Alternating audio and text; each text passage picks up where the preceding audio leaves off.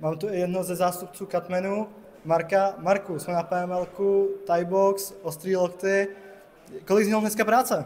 Tak na PML-ku je to vždy také viacej zaujímavé. Hlavne ten Thaibox, tam tie lakte padajú, takže pár tých tržných rán je, nejaké tie nohci krvavé, ale tak v rámci normy stále. Nic vážného dneska nebylo. Zatiaľ nie, ešte stále prebieha PML-ko momentálne MMA zápasy. Uvidíme posledné 3. Tam to bude podľa mňa trošku ostrejšie, takže práca určite bude. Který z těch zápasů, co jsme zatím viděli, se ti líbil nejvíc a na který z těch, co nás ještě čeká, se těšíš nejvíc? Tak zatiaľ sa mi celkom najviac páčil mladý René. Ten vždycky urobí atraktívny zápas a teším sa zápas Zambaga s Antalom, dobre hovorím? S Antalom. To bude veľká štípana. A mě by zajímalo, jak to všechno stíháš. Ty jsi byl včera v Bratislavě na RFA, dneska třinec PML, tak jak to těžký je pro tebe?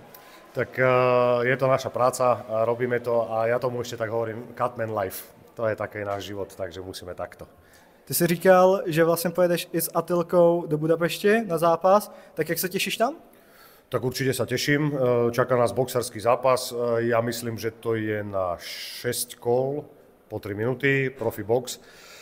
Ide s veľkou legendou Maďarska, je to ich národný šampión, myslím, že strieborný medailista z olympiády, aj keď starší už, vôbec netreba podceňovať, ale každopádne si myslím, že bude dobrý zápas. A nějaká predikce do toho zápasu?